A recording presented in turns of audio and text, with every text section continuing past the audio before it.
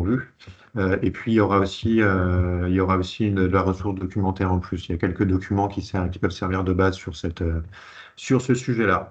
Donc, pareil, merci de couper vos micros pendant la présentation. On fera un temps de questions-réponses à la fin. On a gardé un temps à ce moment-là.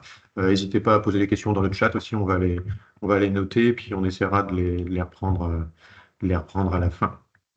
Voilà. Si jamais vous entendez pas, dites-le aussi. Euh, on va donc rapidement parler d'efficacité énergétique, parce que c'est vrai que c'est la base quand même dans les entreprises pour éviter de gaspiller du bois. On va parler d'efficacité énergétique. Ensuite, rappeler que l'utilisation matière est prioritaire sur l'énergie.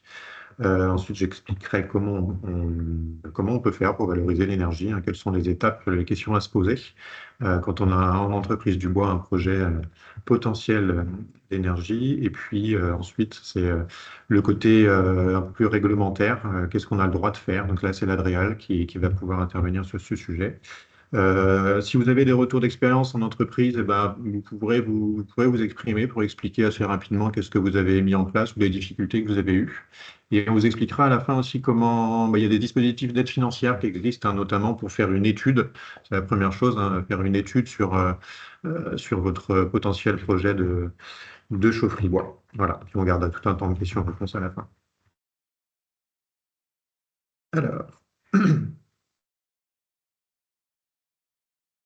Donc pourquoi est-ce qu'on a fait ce webinaire, hein? Il y a un certain nombre de questions qui se posent sur ce sujet. D'abord, pour échanger entre nous, il y a beaucoup de questions que les gens se posent. Est-ce qu'on a le droit de faire ceci? Est-ce qu'on a le droit de faire cela? Ensuite, c'est un enjeu quand même de qualité de l'air assez important, hein. L'ensemble de la filière bois-énergie est quand même critiqué sur ce sujet. On sait qu'on peut bien faire les choses avec le bois-énergie, mais il faut se donner les moyens de bien le faire. C'est une économie circulaire, hein, de réussir à utiliser les déchets bois d'une entreprise directement sur place plutôt que de les envoyer ailleurs. Si on peut le faire, tant mieux. Nous, on remarque dans l'ensemble de la filière, il y a une forte demande, hein, sur l'utilisation de ces déchets bois. C'est-à-dire que certains qui voudraient faire par exemple, des panneaux recyclés dans l'avenir, hein, il y a des statistiques qui montrent qu'il y aura une forte demande. Et sur la valorisation énergétique, c'est pareil, des grosses entreprises qui voudraient valoriser les déchets bois qui sont moins chers que de la ressource forestière, par exemple. C'est un levier d'action assez important qui a été identifié par la filière, et notamment une étude Carbone 4 qui a été faite pour la filière, là. C'est un levier d'action important pour la réduction des gaz à effet de serre dans les entreprises du bois. Et puis enfin, parce qu'on a plein de questions de structures diverses et variées, hein. C'est d'ailleurs comme ça qu'est venue au début, hein, l'idée, l'envie de ce webinaire, hein, avec Baptiste du Conseil général des Deux-Sèvres, hein, qui a relevé un certain nombre de questions qui se posaient, quoi. Voilà, donc on va commencer par, un peu comme dans la performance énergétique des maisons, avant de mettre une énergie renouvelable, on va se poser la question de comment isoler la maison. Voilà, on va parler d'efficacité énergétique.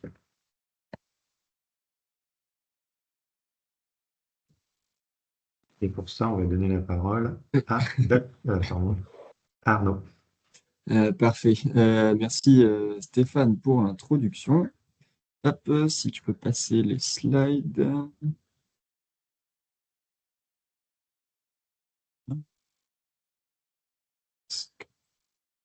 Je passe Est-ce que encore. tu... Ouais, est-ce que tu pourrais avancer les slides juste? Ouais. Je ne vois pas du tout de mon côté. Ma collègue à côté, ça Ah change. voilà, pardon, c'est bon, je suis synchronisé. Désolé. Bonjour à toutes et à tous. Donc merci Stéphane encore pour l'introduction. Donc effectivement, avant de parler revalorisation, il faut pouvoir parler comment on consomme sur place, quel est mon type de profil énergétique. Et pour ça, on va parler efficacité énergétique. Histoire de présenter, enfin, je vais commencer par présenter un peu notre structure. Donc, Arnaud Mons, chargé de projet chez Horace pour la Vendée notamment. Donc, Horace, on est une association régionale implantée sur les Pays de la Loire. On est financé en partie, donc à hauteur d'un tiers, par l'ADEME, donc l'Agence de la transition écologique énergétique, et la région Pays de la Loire. On a à peu près 180 adhérents, dont une grosse partie d'entreprises consommatrices d'énergie. Voilà, donc ça c'est un peu pour dire qui on est. Alors, Stéphane, tu peux passer.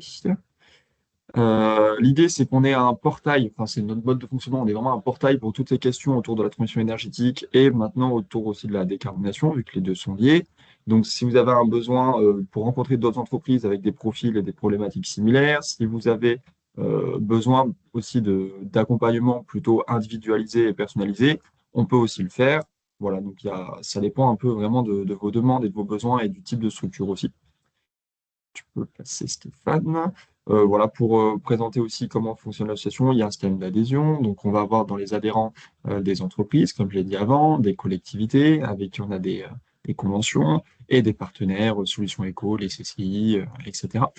Et ce qu'on va venir mettre à disposition, notamment auprès des entreprises, ça peut être encore plus de l'accompagnement personnalisé, pardon, ça va être du logiciel de management de l'énergie et du prêt de matériel. Notamment dans le bois, vous allez avoir tout ce qui est système de production d'air comprimé.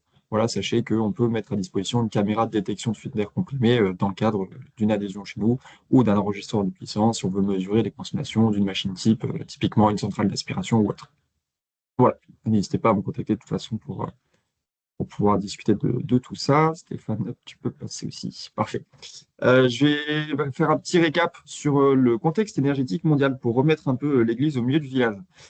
Vous avez en face donc l'évolution des consommations mondiales d'énergie primaire directe.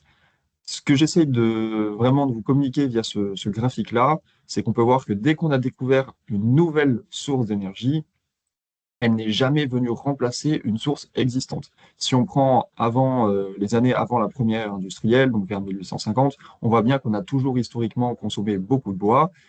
Petit à petit, on a commencé à découvrir le charbon avec la machine à vapeur, puis le pétrole, le gaz étant lié au pétrole aussi, et les ENR, etc. Et au fur et à mesure, on le voit bien sur ce graphique-là, hein, donc dès qu'on a découvert une nouvelle source d'énergie, on est venu l'additionner à l'existant.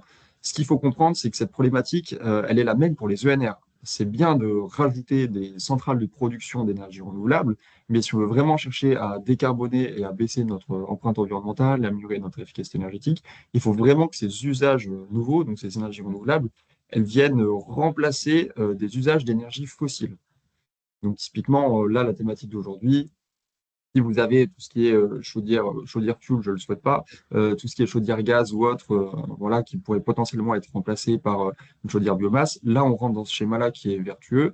Mais voilà, il faut bien prendre en compte qu'aujourd'hui, la demande énergétique, elle est exponentielle et qu'on vient aujourd'hui, malheureusement, juste ajouter des ENR sur des consommations d'énergie fossile. Donc, on n'est pas vraiment dans une bonne direction, mais en tout cas, on sait ce qu'il faudrait mettre en place pour y aller. Voilà, ça, c'est important d'en rediscuter. Hop, si tu peux passer la slide après, merci. À côté de ça, on voit qu'il y a enfin, on voit, vous l'avez vu notamment sur vos factures, qu'il y a une volatilité du marché, en l'occurrence de l'électricité, qui est prépondérante aujourd'hui. Le marché de l'électricité, le marché du gaz encore plus, c'est un marché mondial ouvert, donc libre à beaucoup de fluctuations selon le contexte géopolitique, selon la variation des modes de production d'énergie. Je m'étale pas dessus, mais ce qu'il faut bien comprendre, c'est que si on veut devenir résilient sur ces modes de consommation, il va falloir consommer local, il va falloir autoconsommer et il va falloir surtout moins consommer.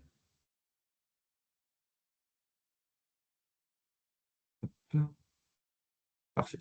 Donc j'en viens à cette notion de maîtrise de l'énergie. Alors pour ceux à qui ça ne parle pas, nous on s'inspire dans notre mode de fonctionnement et dans les idées qu'on va venir pousser auprès des entreprises, on s'inspire du scénario négawatt. Négawatt, qu'est-ce qu'il dit ce scénario-là? Il dit que si on veut mettre en place une démarche de management de l'énergie, donc de maîtrise de l'énergie en entreprise, il faut passer par trois piliers. Le premier pilier, c'est la sobriété énergétique.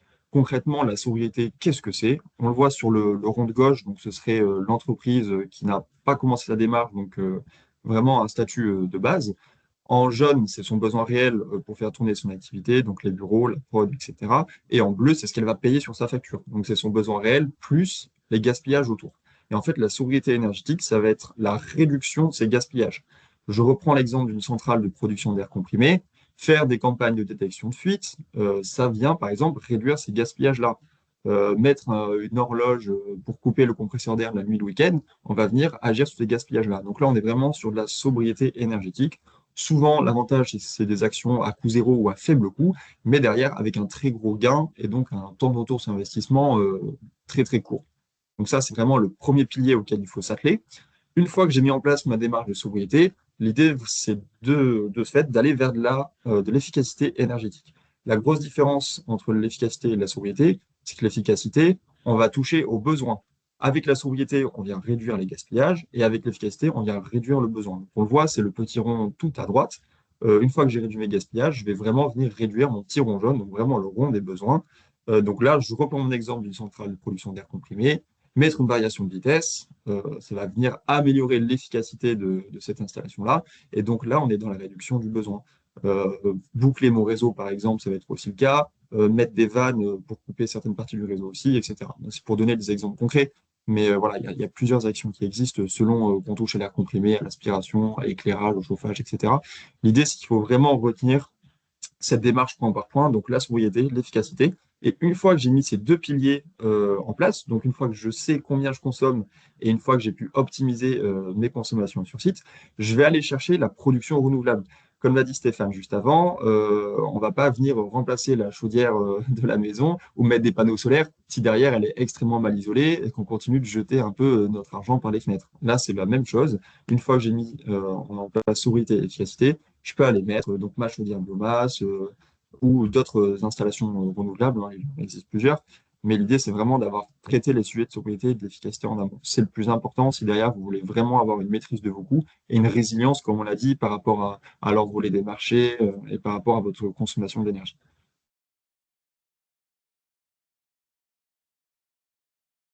Euh, Il y a plusieurs moyens de mettre en place cette démarche-là. Je vais passer assez rapidement dessus, hein. Ça peut passer par un diagnostic énergétique, où là, vous avez un exemple de camembert de répartition des consommations par usage énergétique significatif, donc ce qu'on appelle les UES.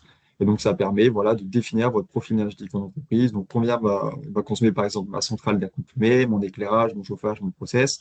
L'idée de ce camembert-là, c'est que ça permet d'éviter de mettre de l'argent, par exemple, dans un relamping LED, alors que ça concerne que l'éclairage concerne que 2% des consos totales. Là, ça permet vraiment de prioriser ces actions pour avoir le plus d'impact possible. C'est une première chose. Et deuxième chose, si tu peux passer à la slide d'après, voilà, hop, on peut aussi aller plus en détail et regarder ces courbes de charge. Donc là, c'est vraiment pour analyser tout ce qui va être les gaspillages. Donc on va regarder ces pics de puissance, ces talons de consommation, qu'est-ce qui tourne à quel moment, est-ce que c'est normal, oui ou non, est-ce que je peux l'optimiser, oui ou non. Là, c'est plus technique, c'est vraiment au cas par cas. Voilà. Ce qu'il faut retenir, je vais conclure pour laisser la parole aux collègues, pas trop dépasser sur le temps, c'est qu'à partir du 1er janvier 2026, l'ADEME, via les C2E, prendra en charge à 100% des diagnostics énergétiques via un dispositif qui s'appelle Pacte Entreprise. Pour être éligible à ce pacte-là, il faut être une entreprise industrielle de type PME, donc moins de 250 salariés. Donc, si jamais cette démarche vous intéresse, donc de mettre en place cette réduction et cette analyse de vos consommations d'énergie, ouais, n'hésitez pas à revenir vers nous, hein. Donc, c'est pris en charge par l'ADEME à 100% via les C2E, donc ce serait dommage de ne pas en profiter. Voilà, je laisse la parole aux collègues. Merci à vous. Merci Arnaud. Donc effectivement, priorité, économiser l'énergie. Alors c'est vrai que dans le domaine de la ressource en bois, c'est intéressant de ne pas aller chercher de la ressource en bois. Alors là, on parle de déchets, c'est un peu moins grave, mais quand on parle de ressources forestières, bocagères, on comprend bien tout de suite l'intérêt de d'abord économiser pour pas la gaspiller, cette ressource qui est importante. Donc un peu dans le même esprit, avant d'aller sur de la combustion du bois, à utiliser le bois en énergie, on a une hiérarchie des usages, hein. Vous voyez à gauche le schéma qui est là, c'est un schéma on sort du schéma régional biomasse. Alors c'est peut-être un sujet qui vous est un peu éloigné. Dans la région, en fait, hein, on a un ensemble de structures qui se sont réunies pour voir un peu quelle était la disponibilité en bois et quelle était, par rapport aux demandes de bois énergie qu'on pouvait avoir, quelle était la disponibilité régionale. Donc ce travail continue, hein, il est sorti de 2016 à 2019, on a sorti un document et on le remet à jour régulièrement. Donc il y a une hiérarchie et c'est valable dans l'ensemble de la filière bois et de toute manière, les entreprises du bois le savent bien, ou les forestiers aussi le savent bien, un tronc d'arbre pour faire du bois d'œuvre a beaucoup plus de valeur qu'un tronc d'arbre pour faire du bois énergie. Et donc tout ça mis bout à bout fait qu'il y a une hiérarchie des usages. On essaye de valoriser au plus le bois en ameublement, en construction bois. Ensuite, les panneaux de particules, par exemple tout ce qu'on appelle le bois industrie, nous, dans la filière. Panneaux de particules, emballage, palette, tout ça. Et enfin, enfin, on va avoir la valorisation énergétique. Dans les différentes utilisations qu'on peut avoir, hein, on en a quelques-unes qui se développent quand même pas mal au niveau notamment du paillage. Je pense au paillage, mais on a le compostage, litière animale. On ne reviendra pas beaucoup dessus. On a eu quelques questions là pour la préparation du webinaire, hein, de personnes qui se sont inscrites. On ne va pas beaucoup revenir dessus. Simplement, sachez que pour ce genre d'utilisation-là, on n'a pas le droit de mettre des produits avec des traitements dedans. On peut par contre l'utiliser autant qu'on veut avec du bois raboté, de la sciure de bois propre, tout ça, il n'y a aucun problème. Mais par contre, dès qu'on va avoir le moindre traitement dedans, il faut trouver une autre valorisation. Donc une fois qu'on a, alors une valorisation matière, hein, je vous laisserai aller voir auprès notamment de recycleurs qui peuvent récupérer le bois pour la matière. Et puis maintenant, il y a pas mal d'autres choses qui existent de recyclage de bois, de réutilisation, avant de pouvoir aller jusqu'au bois énergie. Ça a potentiellement aussi plus de valeur. Dans les différentes valorisations qu'on peut avoir, certains vont être tentés d'aller sur un marché qui est un peu porteur aujourd'hui, le pellet, le granulé de bois. Donc pourquoi pas, hein, quand on a des chutes de bois, notamment de la sciure de bois. Mais par contre, voilà, c'est un produit qui est quand même assez normé, hein. Il y a toute une organisation, donc il y a une organisation professionnelle d'ailleurs qui s'appelle Propellet, et il y a des certifications et des réglementations, hein, pour avoir le droit de faire ces granulés et de les mettre sur le marché. Donc voilà, il ne s'agit pas juste de se dire on a de la sueur avec du traitement dents par exemple, et hop, je vais faire des granulés, les vendre. Et non, il y a quand même quelques règles à respecter. Je vous montre un exemple. Donc là, c'est la norme EN+. Pour faire EN+, donc il y a les granulés A1, A2 et B, c'est la norme en France, on peut vendre ces types de granulés-là. Mais il y a des règles dedans, il y a vraiment des caractéristiques que ces granulés doivent avoir. Donc voilà, c'est un métier d'être producteur de granulés. Alors, il y en a qui le font pendant quelques années avant d'avoir vraiment un super granulé de bonne qualité et qui se démarquent des autres concurrents. Donc si vous voulez vous mettre à en faire, vous allez devoir respecter ces règles-là. Si on récapitule un peu ce qu'on peut dire sur comment on a le droit de faire ces granulés. En gros, si on a du bois vierge, donc c'est la première colonne, hein, du bois vierge, du bois propre avec aucune sueur dedans, bah, pas de problème pour utiliser cette matière, mais il faut quand même vérifier que ces granulés respectent un certain nombre de règles. La longueur, la densité, pour avoir le droit d'être vendu. Donc là, avant même qu'on ait posé la question de qu'est-ce qu'on a mis dans le granulé. Le granulé, hein, nous, dans la filière, on est fiers de pouvoir dire que c'est un matériau propre, sans produits chimiques dedans. Donc, c'est ce qui est majoritairement sur tout le marché, c'est ça. Et puis ensuite, si on veut aller dans des chaufferies un peu spéciales, là, ouais, d'accord, on peut commencer à mettre des sciures. De la même manière qu'on va voir, on peut aussi brûler du bois traité dans certains types de chaufferies avec les bons traitements, avec les bons filtres. On peut aussi produire des granulés de ce type-là et les brûler dans une chaufferie de ce type-là. Mais on ne peut pas les vendre sur le marché classique. Et notamment parce que, par exemple, un petit poêle à bois, il va être un peu tatillon, hein, il ne va pas aimer qu'on lui mette des produits bizarres dedans en termes de combustion. Donc, il faut lui mettre du granulé sur lequel il est sûr de pouvoir le rouler. Donc oui, là, ça c'est bon. Qu'est-ce qui nous pousse aujourd'hui à aller vers la valorisation interne dans les entreprises du bois? En fait, c'est qu'on a, dans notre filière bois, on a pas mal de questions qui se posent sur la ressource en bois disponible. Donc on disait, hein, la ressource en bois qu'on a en forêt, en bocage même, elle va être prioritairement axée vers la forêt, pardon, la construction. Et ce qui va rester à la fin, combien il va rester à la fin d'ailleurs pour pouvoir faire du bois énergie. Donc, toutes ces questions-là font qu'il y a un vrai intérêt stratégique à mieux valoriser toutes les chutes de bois. En matière d'abord, d'un point de vue CO2, globalement, pour la filière, c'est mieux. Et aussi, c'est un levier stratégique que la filière a remarqué, hein. Si les entreprises du bois pouvaient utiliser elles-mêmes leur chute de bois sur place, à la place d'une énergie fossile, ça, c'est un levier de décarbonation des entreprises du bois qui serait assez important. Donc, rien que ça mérite d'être dit. Ensuite, quand on parle des autres intérêts à utiliser cette ressource de déchets, bah, plus on utilise ces déchets bois, moins on utilise de ressources qui viennent de forêt et de bocage. Donc, il faut commencer, en tout cas, par ces déchets-là, quoi. Pourquoi utiliser les déchets bois par rapport à une autre énergie? Bah, comment dire, le taux de CO2 par kilowattheure est beaucoup moins important, hein. Donc là, je vous mets une des représentations. On voit pour 1 kilowattheure de chaleur utilisée, que ce soit fuel, gaz naturel ou bois, on n'a pas la même chose, hein. De le même point de vue, le solaire va être encore mieux que le bois. Voilà, donc on voit la plaquette ou le granulé qui ont des impacts. Alors, c'est pas neutre, le bois, hein, c'est pas neutre, complètement neutre. Donc, des fois, on entend ça, mais c'est très faible. C'est très faible. Et ensuite, à droite, on voit un sujet qu'on connaît bien aussi dans le bois énergie, c'est la pollution de l'air. Plus on maîtrise sa combustion, et plus la qualité de l'air est maîtrisée du conduit de fumée, quoi, hein. Typiquement, une cheminée à foyer ouverte va émettre énormément de particules parce que la combustion est très mauvaise. Et à l'autre bout du spectre, une chaufferie bois bien réglée va en émettre très peu.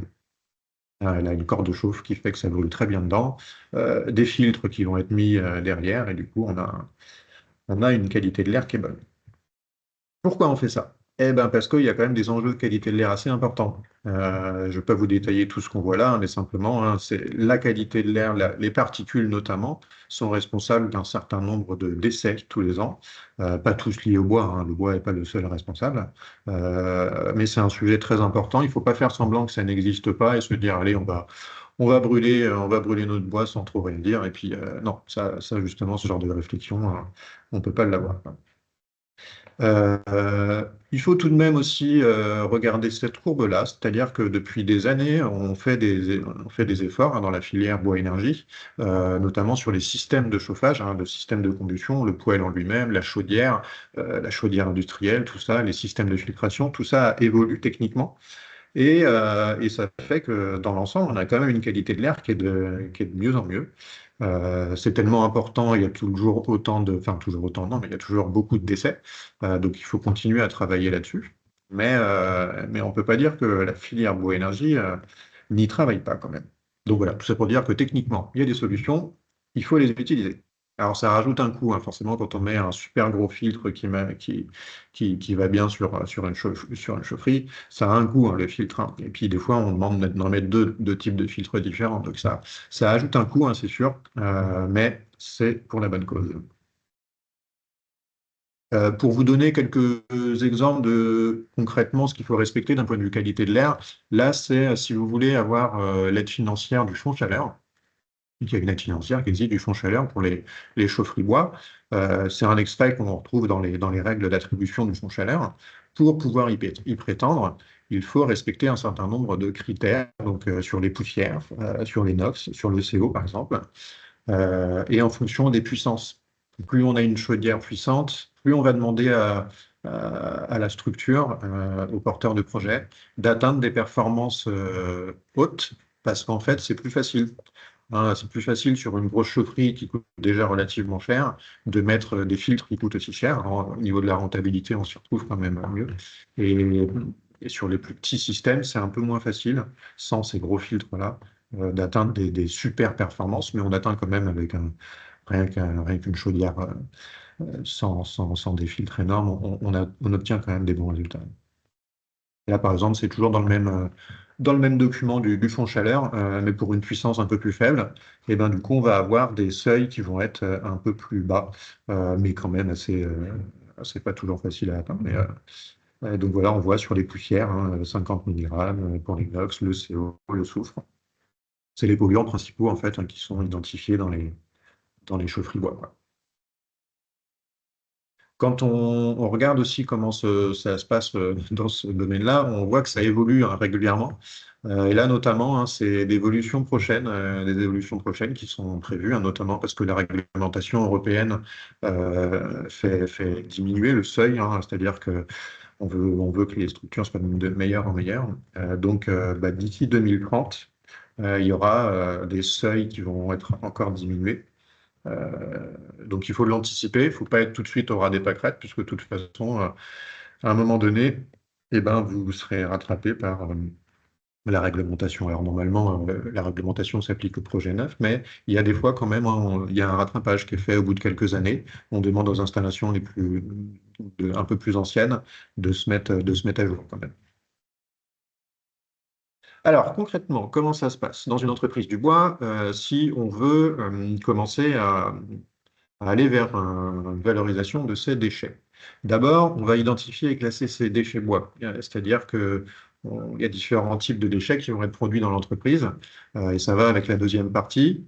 Petit à petit, en fait, ce qu'il va falloir faire, c'est trier les déchets, c'est faire en sorte que les déchets les plus polluants ne soient pas mélangés aux déchets les moins polluants. Parce que les déchets les moins polluants, vous allez pouvoir les valoriser beaucoup mieux, à des coûts même bien meilleurs que les déchets polluants. Rien qu'on en parlera tout à l'heure avec Recto Verso, là, qui expliquera sur les types de déchets bois. Vous allez payer plus cher du bois à traiter, du bois B, par exemple, que du bois A, quoi. Donc bien trié. Une fois qu'on a fait ce tri, on caractérise ces déchets, c'est-à-dire qu'on va les classer dans une catégorie pour pouvoir savoir où on se situe. Et ensuite, on va choisir une valorisation, soit interne, soit externe. Externe, bah, on va vendre ces déchets à une entreprise de valorisation de déchets bois. Et en interne, bah, soit en matière, soit en énergie. Et si on la valorise en énergie, qu'est-ce qu'on doit respecter d'un point de vue réglementaire et technique? Un certain nombre de questions à se poser. Alors, comment ça se présente, cette classification de déchets? Alors, cette classification, ce n'est pas la classification ICPE, on en parlera tout à l'heure hein, avec l'Adréal. Mais par contre, c'est une classification que la filière bois a mis en place pour permettre aux entreprises du bois de s'y retrouver un peu mieux et de comprendre ce qu'elles avaient entre leurs mains, comment elles pouvaient les valoriser. On va classer les déchets en trois catégories. Les déchets A, qui sont des déchets propres, qui vont être assimilés à du bois propre, comme du bois massif, comme du bois brut. BR1 et BR2, là au niveau du type de produit qu'il va y avoir dedans. Et C, là on est sur les produits les plus dangereux, hein, avec notamment, on dit, les bois fortement traités, fortement adjuvantés. Donc on voit un peu là un exemple de classification de ces par type de bois. Par exemple, le panneau OSB, comme il a de la colle, potentiellement il peut avoir des produits de traitement, il va finir en BR2. Sauf si c'est un panneau OSB avec que de la colle, toute simple, pas trop nocive, là il peut être en BR1. Cela dit, on verra par la suite, en fait, hein, à chaque fois, pour chaque produit traité, il va falloir faire un test, en fait. Il va falloir en être sûr. Pour ça, il y a des laboratoires qui existent, mais il va falloir en être sûr que votre produit va pas dépasser un seuil. Parce qu'en fait, derrière ça, qu'est-ce qu'il y a? Derrière chaque classification, il va y avoir un taux maximum pour chaque élément chimique qu'on va vouloir surveiller. Le chlore, le soufre, les métaux lourds, ainsi de suite. Et donc, ça va vous donner un classement, mais normalement, il faut faire un test en laboratoire. Donc voilà, quand on caractérise ces déchets, une fois qu'on l'a fait, on commence à savoir un peu où est-ce qu'on va se classer. Mais vous voyez, par exemple, pour la classe BR1, elle va pouvoir aller à plusieurs endroits, notamment soit dans une combustion sans trop de contraintes, ou alors dans une combustion avec plus de contraintes. C'est bien qu'en fait, pour chaque type là, de classement, il y a plusieurs possibilités parce que dedans, en fait, hein, il y a un test à faire sur vos déchets. Ce test, il va donner ce genre de résultat. C'est-à-dire que là, par exemple, hein, donc c'est une présentation, j'ai piqué ça dans une présentation d'un autre fibois. En fait, quand on prend un exemple ici de panneau de particules de mélange de sucre et de copeaux qu'une entreprise quelconque peut produire, là c'était sur un projet réel, hein, et ben, quand on envoie ça au laboratoire, il va tester tout un tas de critères. Ça va les métaux lourds, le PCI du bois, le taux de cendre du bois, le chlore, le soufre, ainsi de suite. Et là, par exemple, sur ce produit-là, il y avait des dépassements dans deux catégories. Donc, par rapport au seuil fixé par la réglementation, hein, le laboratoire va nous situer. Trop d'azote et trop de soufre, notamment dû à la colle NFU qui était utilisée dans le panneau. Qu'est-ce que ça fait derrière? Quand on a trop d'azote, ça va faire trop de NOx dans les fumées. Donc ça, c'est pas bon pour la santé. Et trop de soufre. Alors c'est aussi notamment pas bon pour, comment dire, la chaudière. En fait, il y a un mélange comme ça. Il y a la santé des personnes qui sont autour qui est importante. Et puis il y a aussi ce que la chaudière est capable d'endurer, qui est une autre question. Donc voilà, le test en laboratoire, il va vous servir à caractériser vos produits bois, parce que ce qu'on va retrouver dans le produit, ça va se retrouver à la fin dans les fumées aussi. Pour ça, il y a des laboratoires qui existent. Il y en a notamment un que la filière bois, Fibois, a créé parce que ça manquait à un moment donné. Maintenant, il y en a quelques autres, mais il n'y en a pas 36 000. Donc là, je vous en mets un qui est Ardèche-Drôme, mais vous n'en aurez pas un dans toutes les régions, de toute façon. Qu'est-ce qu'on fait concrètement pour améliorer la qualité de ces déchets? Parce qu'en fait, c'est un des points les plus importants, celui-là. En fait, hein, avant de les valoriser, ces déchets, on va essayer de les trier au mieux dans les bennes. Alors, des fois, il faut revoir un peu son process. Donc, c'est vrai qu'avec Horace, par exemple, on a parlé de l'efficacité énergétique. Ils peuvent aussi vous aider sur l'organisation peut-être de votre process. Et vous allez avoir peut-être des bureaux d'études qui vont pouvoir vous faire une. Alors là, on n'est plus juste sur l'étude thermique, on va être sur une assistance à maîtrise d'ouvrage, sur un package un peu plus complet pour vous accompagner. Mais en tout cas, voilà, vous allez peut-être aussi devoir réorganiser certaines choses dans votre entreprise pour avoir le meilleur tri possible. Aussi éviter d'avoir des traitements, si c'est possible de ne pas avoir de certains des traitements, ou si c'est possible d'utiliser des colles qui sont moins polluantes. Par exemple, si une colle vous donne un produit, si votre test en laboratoire vous donne des résultats très mauvais, peut-être qu'il est temps de changer de colle, de mettre une colle un peu moins nocive, qui fera peut-être à peu près le même travail d'un point de vue performance, parce qu'il y a quand même ça comme priorité dans votre produit, et ensuite, vous pourrez mieux le valoriser. Donc, vous voyez, sur ce type d'étape, avant même d'aller jusqu'à la combustion, il y a un certain nombre de questions à se poser.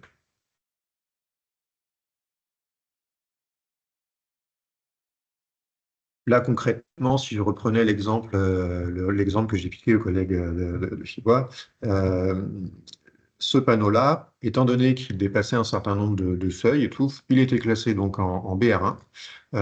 Concrètement, cette chaufferie-là, avec ce type de classement de produits, amenait à un classement ICPE en catégorie 2910 B1. On reverra après hein, les classes entre ICPE et le classement des déchets qu'on a vu juste avant, c'est pas la même chose, hein.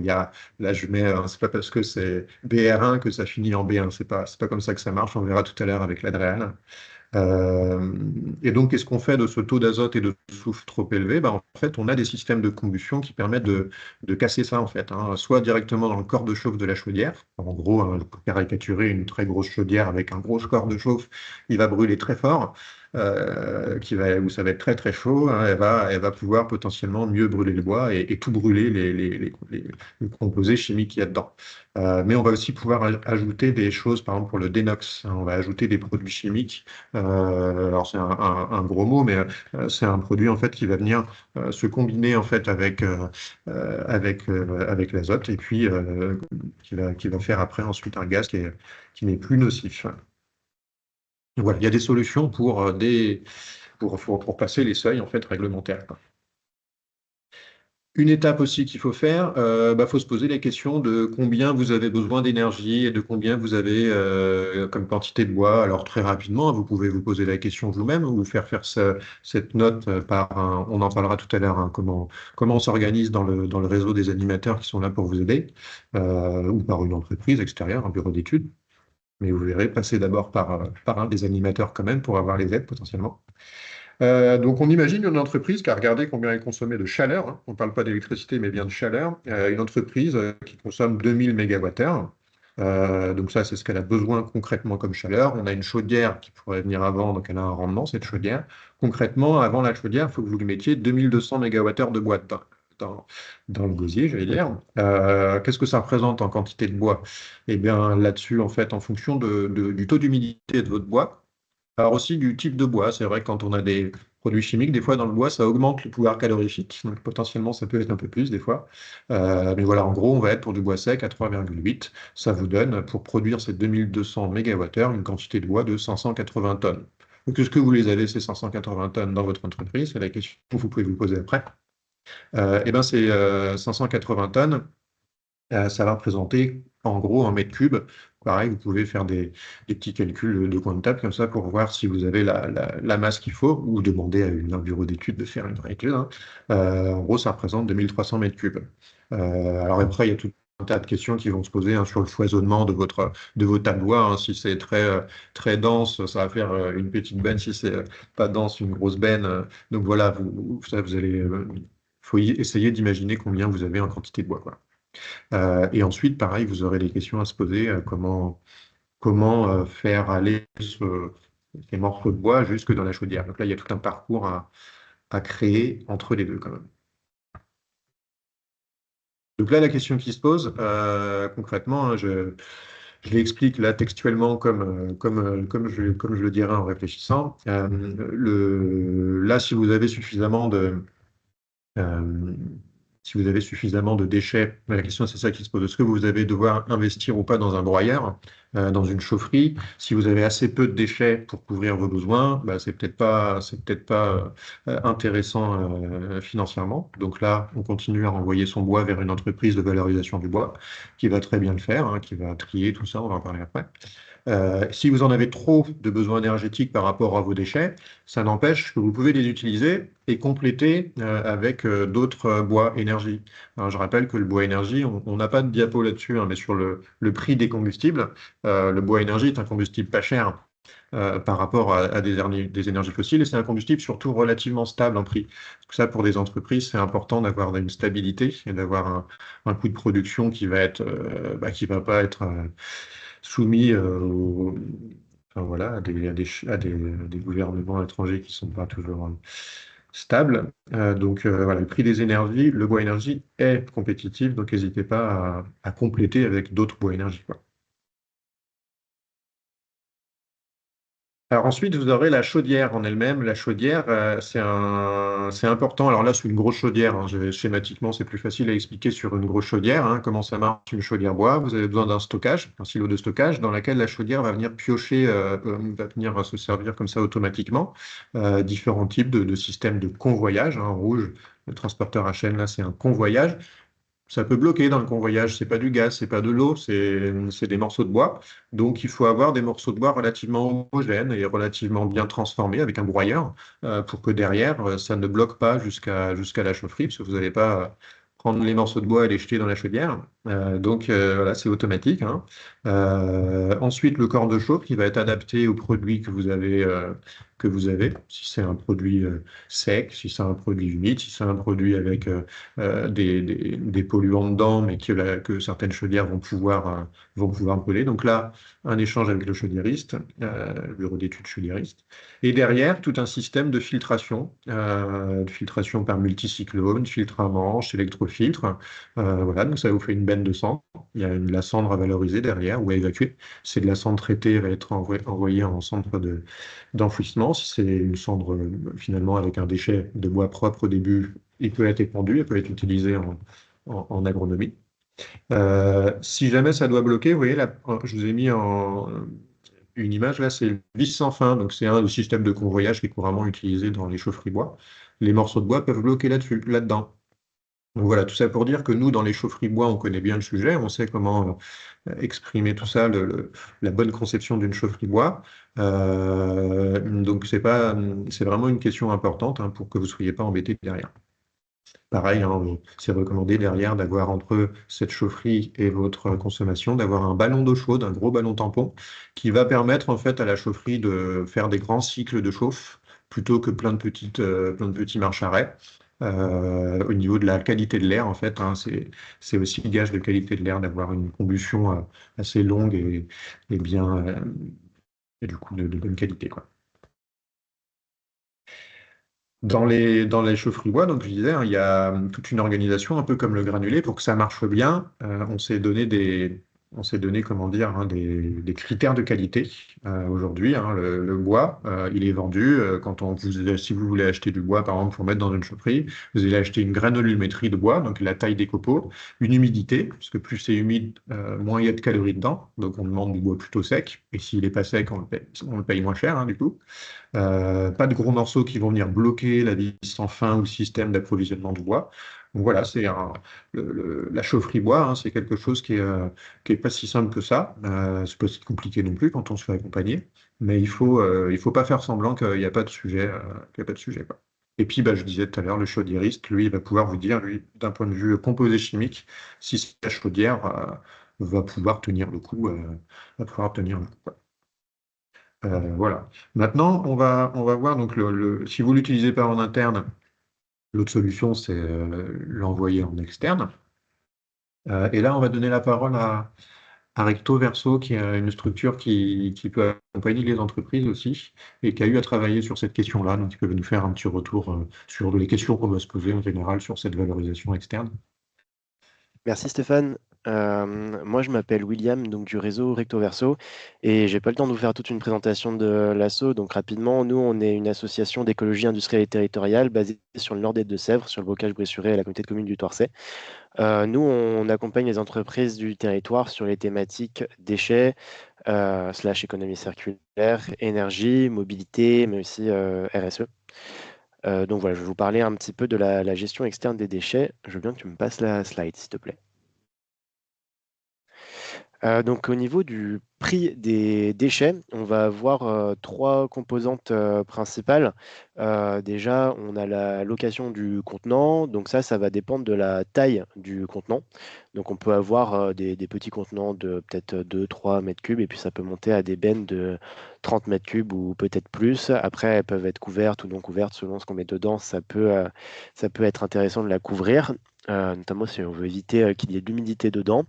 Et donc, ça peut amener des frais supplémentaires, le fait d'avoir une benne couverte. Et puis, la location, généralement, elle va être mensuelle, mais ça peut aussi être le temps d'un chantier. Donc, ça peut varier. Ça, c'est à voir avec le prestataire et vos besoins. Ensuite, on a la rotation. Donc, c'est le nombre de fois que le prestataire vient enlever votre benne. Ça va être très variable selon la distance à laquelle est votre prestataire, puisque si votre prestataire est proche, ça peut vous coûter peut-être 50 euros la rotation. Et nous, on a déjà vu des prix, ça peut monter à 300 euros. Enfin voilà, c'est extrêmement variable selon la distance. Et puis enfin, le traitement, ça dépend du déchet et évidemment du tonnage, de la quantité de déchets. Donc là, en l'occurrence, on parle des déchets bois, mais il faut savoir qu'il y a certains déchets qu'on vous rachète, ça va représenter une recette. Je pense particulièrement à tout ce qui est métaux ou même au carton ou à certains plastiques. Euh, Toujours est-il, si tu cliques quelques fois pour avancer, non, reviens en arrière. J'avais des éléments en plus sur la slide normalement qui devaient apparaître. Yes, super. Voilà. Toujours est-il que même s'il y a certaines matières qu'on vous rachète, il y a des coûts cachés. Parce que les 3 premières composantes que je vous ai présentées, c'est ce qui est très visible, ce que vous voyez directement sur vos factures. Mais il faut bien comprendre que le déchet, c'est aussi des coûts amont, parce que c'est de la matière première qui n'a pas été utilisée pour votre produit final. Donc il y a des coûts d'achat de cette matière première-là inutilisée, mais également des coûts de transformation, voilà, des salaires qu'on a payés pour transformer cette matière, des machines, de l'énergie utilisée. Donc, ce qu'il faut retenir, c'est que même si ce sont des déchets qu'après vous revendez, ça représente toujours un coût. C'est jamais rentable de produire du déchet. Ça, c'est assez important de l'avoir en tête. Et maintenant, on peut passer à la slide suivante.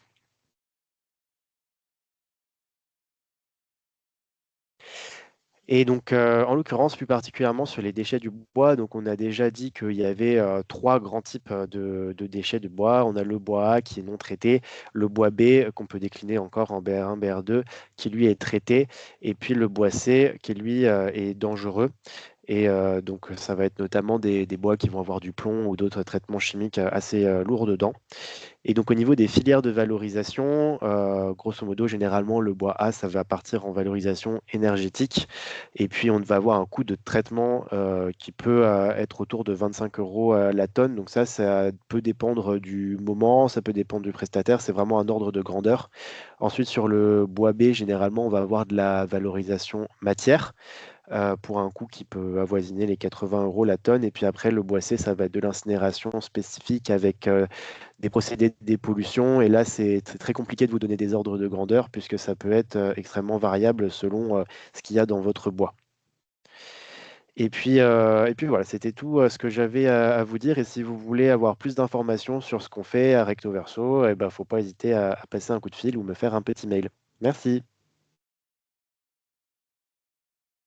Merci William. J'ai juste un tout petit complément. J'avais deux, trois diapos pour vous expliquer. On en a dans nos adhérents, nous, des entreprises de traitement des déchets. C'est assez important hein, qu'on les ait et qu'elles puissent valoriser tous ces déchets de bois en matière ou en bois énergie. Donc là, on a quelques images sur l'entreprise du feu qui est dans le 49. On voit le cribleur, tout ça pour vous dire en fait il y a du travail, donc ça a un coût, hein, le rachat des déchets, mais derrière, elles font tout un travail de tri, de valorisation, de séchage et de contrôle qualité pour pouvoir le vendre dans des coffreries derrière qui ont besoin d'un bois de qualité pour pouvoir bien fonctionner. Et juste en venant sur cette diapo ici aussi, j'ai rajouté, je ne sais pas si tu as remarqué, William, j'ai rajouté un petit truc en bas là. Au niveau des prix, en fait, ça c'est plutôt sur les moyennes relativement hautes. Si vous n'avez pas des gros déchets, enfin, en tout cas, nous, c'est ce qu'on a constaté. C'est des prix pour des volumes pas très élevés. Et si vous avez des gros volumes, notamment en bois, les entreprises de valorisation vont vous les racheter. C'est une matière qu'elles vont vendre derrière. Potentiellement, si vous avez des gros volumes, elles vous les achètent. C'est pas vous qui payez du coup. D'où l'intérêt aussi de bien trier ces déchets, parce que si vous avez du bois en qualité, en quantité, ça va vous rapporter plutôt. Donc voilà pour cette première partie d'introduction. Et maintenant, on va revenir à la réglementation. Donc, si vous avez une chaufferie bois, concrètement, qu'est-ce que vous devez respecter? Enfin, si vous voulez mettre une chaufferie bois, pardon, qu'est-ce que vous devez respecter d'un point de vue qualité de l'air? Comment ça marche, tout ça, tout ce système des CPE? On va donc passer la parole à l'Adréal. Ok, merci. Du coup, vous passez mes diapositives, Stéphane? Ouais, Ok, merci. Ben, bonjour à tous. Donc, je me présente, je suis Julien Caillol, donc je suis inspecteur des installations classées à l'ADREAL à Nantes. Donc, l'objet de ma présentation ce matin, ça va être d'introduire la réglementation ICPE sur les installations de combustion. Donc, dans cette présentation-là, je vais essayer de parler des cas les plus courants, c'est-à-dire des installations qui sont soumises à cette réglementation-là, mais pas les plus importantes. Donc, en fait, je ne vais pas parler de tout ce qui est les installations avec des combustions les plus importantes, qui dépassent 50 mégawatts, donc celles qui relèvent des obligations de la directive UED. Je ne vais pas parler non plus de quotas CO2 qui peuvent concerner certaines installations de combustion à partir du moment où on dépasse une puissance de 20 mégawatts. J'en parle pas, mais donc c'est bien, une introduction à cette réglementation ICPE. Donc, dans le cadre de cette introduction, je vous propose d'abord de revenir sur qu'est-ce que c'est une ICPE, c'est quoi les fondamentaux de cette réglementation-là. Je vais aller assez vite parce que Stéphane l'a introduit tout à l'heure, les enjeux en matière de pollution de l'air. Sont des enjeux essentiels. Donc, dans la réglementation française, certaines installations sont classées dans la nomenclature des ICPE parce que en fait, elles peuvent avoir des impacts. Donc, on va parler de pollution de l'air quand on est sur des installations de combustion, mais il y a d'autres types d'installations qui peuvent générer des pollutions de l'eau, pollution des sols, ou présenter des risques d'incendie, d'explosion, d'émanation de gaz toxiques pour l'environnement. Et donc, ces installations-là sont dans une nomenclature qui est la nomenclature des installations classées pour la protection de l'environnement. Donc, dans cette nomenclature des installations classées pour la protection de l'environnement, en fait, il y a une espèce de hiérarchie qui est faite en fonction du danger qui est présenté par l'installation. Donc, on va des moins, entre guillemets, des moins dangereuses, qui relèvent de la simple déclaration, aux plus dangereuses, qui sont celles qui relèvent de l'autorisation. Donc, quand vous êtes à simple déclaration, en fait, pour exister, vous avez simplement une déclaration d'existence à faire auprès du préfet. Voilà. Et une fois que cette déclaration est faite, dans les 15 jours qui suivent cette déclaration, vous pouvez mettre en service votre installation. Vous avez après des obligations réglementaires, et j'y reviens tout à l'heure dans la présentation par rapport au respect de certaines exigences en termes de valeur limite d'émissions, de contrôle des émissions, voilà, il y a d'implantation, d'aménagement de l'installation. Quand vous êtes en enregistrement, donc on est sur des installations qui sont un petit peu plus standardisées. Donc là, les installations de combustion sont souvent aussi dans cette catégorie d'enregistrement parce qu'on est sur des installations qui, somme toute, malgré la diversité de combustibles qui peut alimenter ces installations-là, on est quand même sur une installation qui est maîtrisée et qui est assez couramment qui est assez courante dans le parc industriel national. Donc, quand on a enregistrement, il y a un arrêté d'autorisation, un arrêté d'enregistrement qui est délivré par le préfet au terme d'une procédure d'instruction. Donc, il y a une procédure qui dure 5 mois.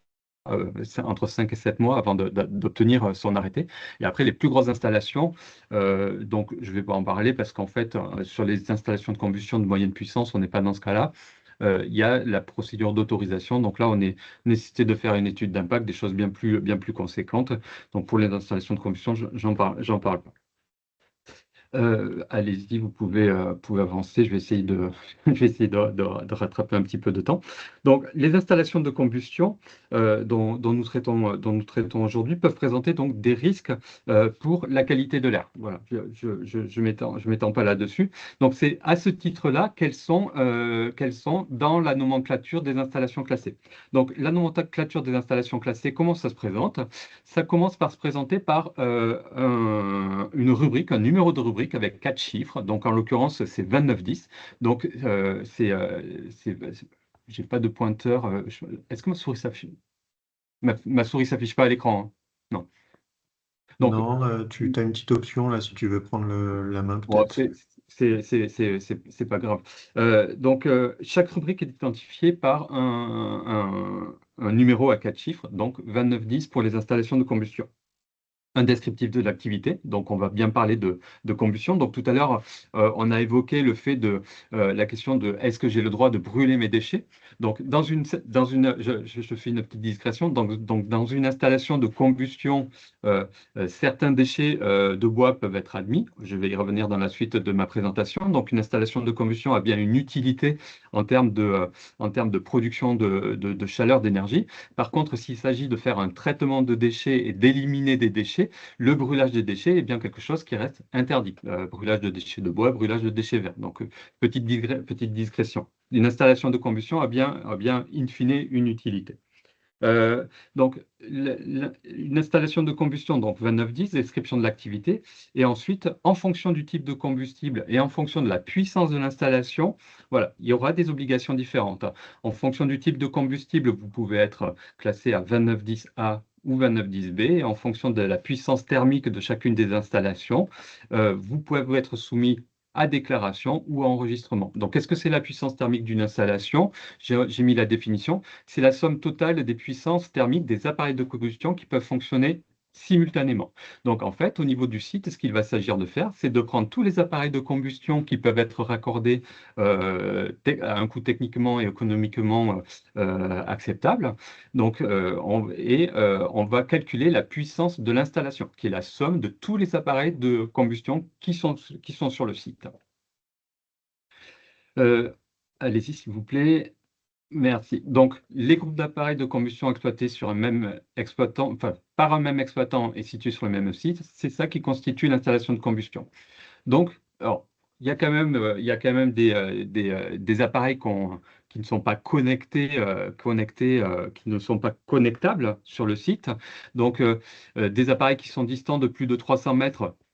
On est d'accord côté administration pour dire effectivement ces deux appareils ne sont pas connectables, donc ce n'est pas la même installation de combustion, c'est bien deux installations différentes. Ce qui a été autorisé avant le 1er juillet 1987 et qui aujourd'hui n'est pas raccordé à un même conduit, à une même cheminée, ok, c'est pas raccordable. Par contre, tout ce qui n'est pas dans ces deux conditions, en fait, sur le site, est réputé être raccordable et donc la puissance des appareils doit être sommée, sauf si l'exploitant démontre que ces appareils ne pourraient pas être techniquement et économiquement raccordables à une même cheminée. Donc voilà, donc il y a bien une notion, on va bien parler pour le classement ICPE de l'installation de combustion, qui est la somme de tous les appareils de combustion qui sont sur le site, sauf ceux qui ne sont pas raccordables. Et donc là, c'est pas parce c'est deux appareils de combustion qui sont à 10 mètres sont réputés être raccordables, même si dans les faits, sur le site, il n'y a pas il n'y a pas la même cheminée. Allez-y, s'il vous plaît. Merci beaucoup. Donc ensuite, la différence entre la 2910A et la 2910B. Ben, en fait, ça va dépendre du type de combustible. En fonction du type de combustible que vous allez consommer dans votre installation, ben, en fait, vous n'allez pas être sous la même rubrique 2910. Il y a des sous-rubriques 2910A et 2910B. Donc là, j'ai mis la définition réglementaire. Allez-y, avancez. On va gagner un petit peu en temps. C'est quand même quelque chose qui est un petit peu complexe à lire. Donc c'est pour ça qu'en fait, à côté de cette simple slide sur la nomenclature, le législateur, enfin le ministère de l'Environnement, a édité un guide pour bien comprendre comment faire le classement des installations. Donc là, j'ai mis le lien vers ce guide. Donc ce guide en fait précise en fait comment est-ce que je détermine la puissance d'une installation. Donc ce que j'ai évoqué très rapidement là sur qu'est-ce que c'est un appareil de combustion, quels sont les appareils de combustion que je somme, qu'est-ce qui est raccordable, qu'est-ce qui n'est pas raccordable, tout ça, toute cette méthodologie toute cette méthodologie pour savoir en fait comment est-ce que je suis classé au titre de la réglementation sur les installations classées, tout ça est décrit très précisément dans ces fiches de combustion. Donc, dès lors que vous avez un projet, n'hésitez pas à vous référer à ces fiches qui présentent bien le pas à pas pour savoir quelle est la réglementation ICPE qui m'est applicable. Allez-y, on va... Hop là. Donc, le classement ICPE, comment est-ce que ça se matérialise à l'arrivée? Si vous êtes soumis à enregistrement, tout à l'heure, j'ai dit que vous allez avoir un arrêté du préfet. Et donc là, dans l'arrêté du préfet, il y aura les différentes installations qui sont présentées. Donc, hop là, revenez s'il vous plaît en arrière. Merci. Donc là, sur ce site-là, par exemple, ce site a 2 installations de combustion sur son site. Une première installation de combustion qui est 2910B, donc c'est la deuxième ligne du tableau. Donc cette installation de combustion, là, elle fait une puissance de 10 MW et elle est composée de 2 appareils de combustion, une première chaudière d'une puissance au gaz de 5 MW et une deuxième chaudière biomasse de 5 MW. Donc ça, c'est la première installation. Donc là, ça veut dire que ces 2 appareils de combustion, ces 2 chaudières, étaient bien techniquement et économiquement raccordables. Et il y a une deuxième installation de combustion qui est composée, elle aussi, de 2 chaudières, là en l'occurrence au fioul. Et donc, c'est bien une installation différente parce que l'exploitant, sur son site, a fait la démonstration que les 4 appareils ne pouvaient pas être raccordés. Voilà. Donc, en l'occurrence, c'est un exemple. Je ne sais pas, peut-être qu'en l'occurrence, on était sur un grand site et on avait plus de 300 mètres d'écart entre chacune des installations. Enfin voilà, vraiment, c'est une approche au cas par cas à la réalité du site. Allez-y, s'il vous plaît. Voilà. Donc, dans le guide du ministère dont je vous faisais la publicité, voilà, le guide, en fait, liste tous les combustibles que l'on peut imaginer à un moment donné trouver dans le commerce. Et donc, pour chacun des combustibles, en fait, le guide indique, si vous consommez tel type de bois, tel type de déchets de bois, voilà, au titre de la réglementation, vous êtes plutôt 2910A ou 2910B. Allez-y. Alors, A et B. Donc, ça a déjà été dit, donc j'y reviens très rapidement. Dans le métier du bois, c'est vrai, dans la partie déchets de bois, vous avez l'habitude de parler de classe A, classe B, avec BR1, BR2, et de classe C. Ça, c'est une classification qui est propre au métier du bois, mais par contre qui n'a aucune correspondance avec la réglementation ICPE que je viens de présenter. Donc, si vous êtes 2910A, c'est pas parce que vous consommez du bois. Et que si vous consommez du bois B, c'est pas pour ça que vous êtes 2910B. Il n'y a pas de corrélation. Ça, c'est très important à le comprendre. Pour le bois B, c'est sans conséquence. Je vais dire, c'est sans conséquence. Par contre, sur le bois A, par contre, là, ça serait une erreur que de considérer qu'un bois A peut aller en 2910A. Je m'en explique sur la diapo qui suit. Ah non, c'est pas la diapo qui... allez-y, parce qu'on en a parlé, donc allez-y, voilà. Donc, voilà. Donc là, j'ai remis des exemples. Donc, par exemple, tout ce qui est déchets, chutes issues de la sylviculture ou de l'agriculture, voilà. Donc, c'est ce qu'on pourra appeler les plaquettes forestières. Enfin, c'est ce genre de choses-là. Tout ça, c'est de la biomasse qui va en 2910A. Tout ce qui est chute, copeaux, sciure, issu du travail de bois, c'est du 2910A. Les produits connexes de scierie, pareil, donc les sciures, les rondins, les chutes, pareil, c'est du 2910A. Par contre, les déchets de bois, tout ce qui est panneaux de particules, panneaux de fibres, contreplaqué, OSB, donc ce que vous allez appeler du bois B, c'est du 2910B. Les bois d'emballage, donc palettes, cagettes, c'est pareil, c'est du 2910B. Et donc c'est là qu'en fait il pourrait y avoir une erreur de mauvaise lecture de la nomenclature. Les palettes, souvent on appelle ça du bois de classe A, mais par contre c'est bien consommé, enfin si on veut l'utiliser en combustible dans une 2910, c'est une 2910B. Alors, il y a une exception, c'est si ce bois, en fait, si ce bois d'emballage a fait l'objet d'une préparation préalable chez un professionnel du déchet, lui, il peut justifier de ce qu'on appelle une sortie de statut déchet, c'est-à-dire que ces bois d'emballage, en fait, lui, il a mis en place des procédures en termes d'acceptation et de suivi de la qualité de ces bois pour justifier des niveaux de qualité de ces bois qui font qu'en fait, ces bois qui sont sortis de statut de déchet, en fait, pourront aller dans une installation 2910A. Alors, quel est l'enjeu d'être en 2910A versus du 2910B? C'est simplement, en fait, qu'au niveau réglementaire, les procédures ne sont pas les mêmes. Sur une 2910A, en fait, on va être plus souvent à déclaration, alors que sur une 2910B, vous allez être systématiquement sur une procédure d'enregistrement, donc quelque chose qui est plus lourd en termes de procédure d'autorisation. Allez-y.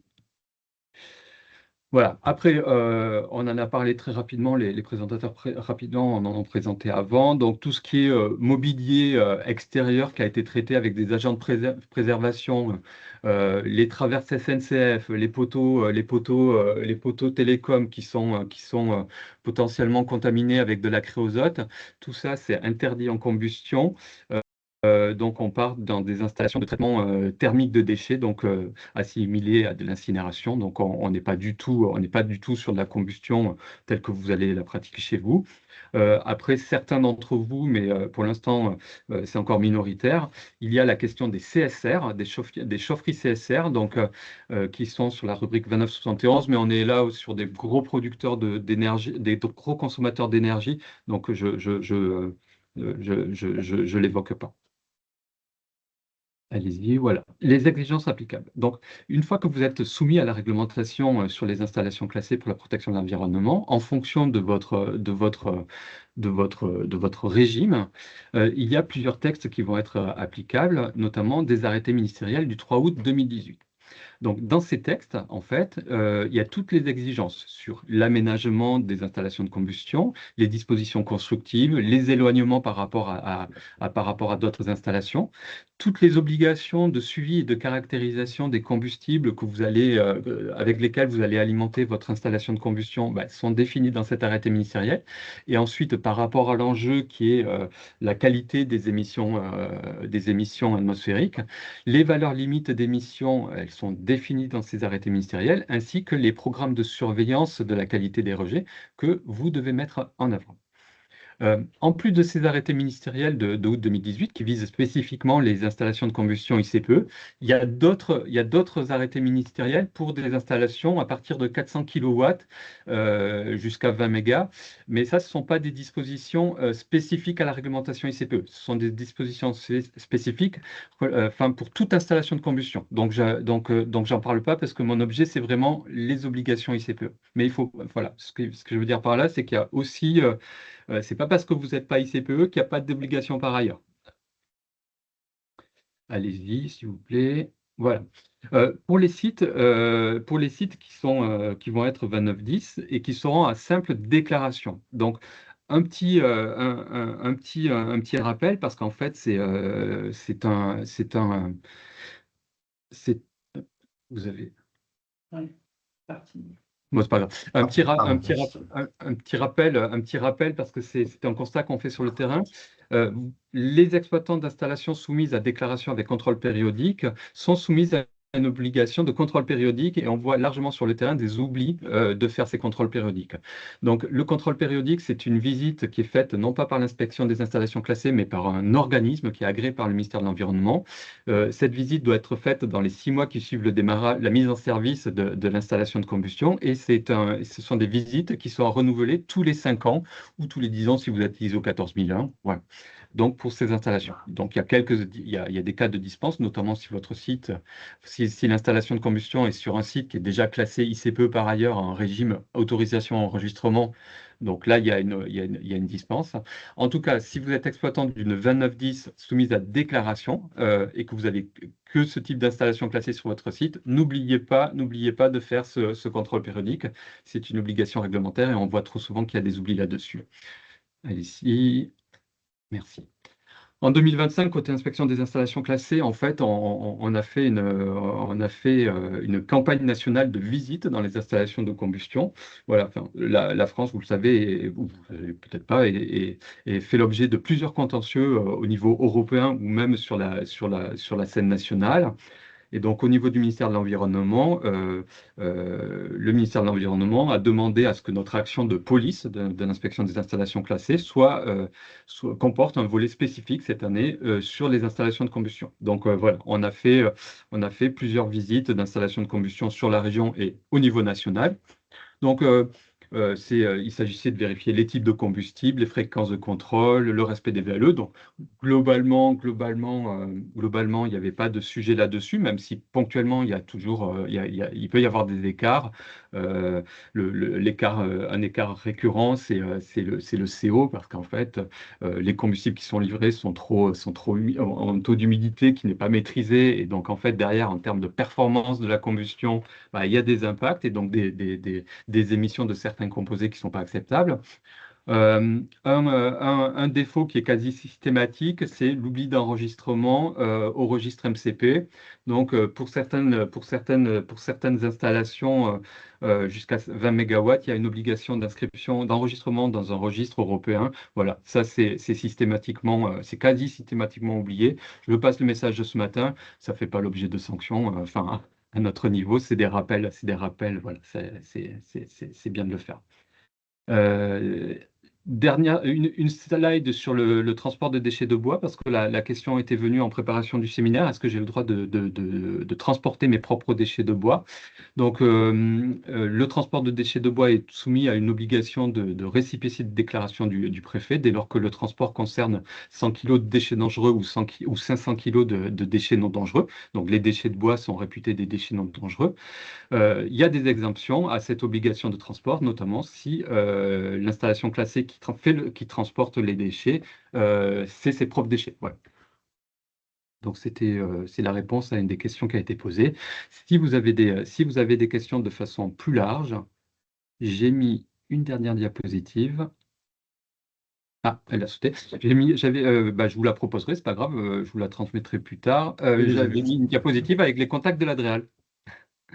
C'est possible, effectivement. Peut-être je l'ai mangé, peut-être. Ouais. C'est pas grave. Désolé. On vous les mettra avec dans le PowerPoint à la limite. On ajoutera ça à pour ceux qui le veulent. Ce qu'on vous propose peut-être, c'est qu'on a un peu dépassé sur le petit temps qu'on s'était fait. On fait peut-être le partage de retour d'expérience après la présentation des aides, en même temps que les questions. Qu'est-ce que vous en pensez, mes collègues intervenants? Ça me semble bien. OK. Oui. Donc on finit donc sur les aides financières qui existent et l'accompagnement que vous pouvez avoir pour avancer dans votre projet.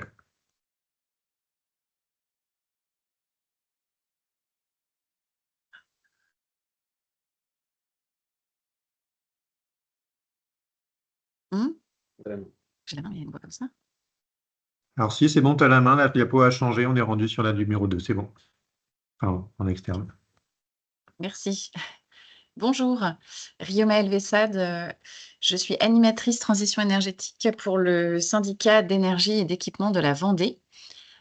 Aujourd'hui, l'objectif, c'est de vous présenter concrètement comment nous pouvons vous accompagner dans vos projets d'énergie renouvelable thermique et notamment dans les projets bois énergie. Je suis aujourd'hui avec mon homologue au sein du département des Deux-Sèvres, Baptiste Delhomme, qui accompagne de la même façon sur ce département les entreprises, notamment dans leurs projets. Nous vous accompagnons via effectivement le contrat chaleur renouvelable en partenariat avec l'ADEME et le Fonds Chaleur. Donc, qui permet effectivement d'accompagner à la fois les collectivités, mais aussi les entreprises et les associations dans tous leurs projets. Donc, ça peut être d'énergie renouvelable thermique, le bois énergie, la récupération de chaleur fatale, le solaire thermique, la géothermie, même la thalassothermie pour certains sujets. On fait partie pour la région Pays de la Loire d'un réseau des énergies renouvelables. Le fonds chaleur et les contrats chaleur se déclinent en fait par région et ensuite par département. Donc, ça concerne le territoire national. Et donc, pour ce qui est de nos départements, nous accompagnons notamment les entreprises, c'est ce que je disais tout à l'heure. L'idée aujourd'hui, c'est de vous indiquer qu'on peut vous accompagner dans toutes les étapes de votre projet, dès l'amorçage, dès l'idée éventuellement, et jusqu'à la mise en place de l'installation et le suivi des indicateurs par la suite.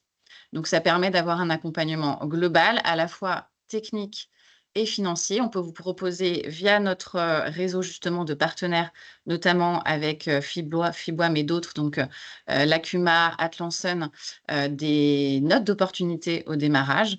Donc, on vient vous rencontrer dès le départ de votre projet et on vous accompagne tout au long jusqu'à effectivement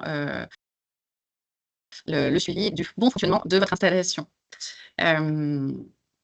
Donc, c'est un dispositif qui permet un accompagnement donc technique à la fois, mais aussi bien sûr financier, des études de faisabilité. Donc, on peut démarrer par une étude d'opportunité. Ensuite, on passe à une étude de faisabilité, là via des bureaux d'études. Et donc, l'aide peut aller sur ces études jusqu'à 70% en fonction du porteur de projet notamment. Et on vous aide également sur les investissements, bien sûr, jusqu'à 60%, là aussi, en fonction d'un certain nombre de critères. Donc, vous pourrez vous lancer par une étude de faisabilité qui sera financièrement aidée et ensuite passer à l'investissement qui lui aussi bénéficiera d'un financement. Ça peut concerner donc effectivement différents types d'installations, dont les chaufferies biomasse. Pour être accompagné, vous pouvez contacter donc à chaque fois un interlocuteur unique au sein, en général, plutôt à l'échelle départementale. Donc là, aujourd'hui, je représente le CIDEV et mon collègue Baptiste représente le département des Deux-Sèvres. Vous déposez un dossier sur le site de l'ADEME et ensuite, vous nous contactez d'abord et ensuite, vous pouvez déposer ce dossier avant toute signature de devis ou autre, donc que ce soit pour l'étude de faisabilité ou pour les marchés d'investissement, les marchés de travaux. Donc, vous nous contactez d'abord. Les contacts sont sur la première slide notamment. Ensuite, pour vous expliquer un petit peu comment ça se déroule, donc j'ai déjà évoqué quand même rapidement. Donc, un premier contact avec un interlocuteur unique en fonction de votre territoire. Et puis ensuite, on vous suit tout au long de votre dossier qui est traité en partenariat avec l'ADEME qui va intervenir juste après également.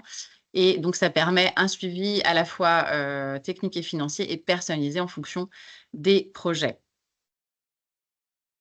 Après, vous avez là une idée des montants d'aide en fonction effectivement du type d'énergie utilisée et puis de la puissance. Donc, vous pouvez regarder plus en détail. Vous pourrez regarder plus en détail. Là, il s'agit du dispositif de l'année 2025. On pourra effectivement peut-être ce sont les aides qui peuvent être apportées pour les projets. Les objectifs, c'est de réduire votre dépendance aux énergies fossiles, bien sûr, de stabiliser les coûts énergétiques sur le long terme et de contribuer à la performance énergétique et économique de votre site et au-delà, donc au niveau du territoire dont vous dépendez. Je vais passer la parole à l'ADEME qui propose également d'autres dispositifs d'aide.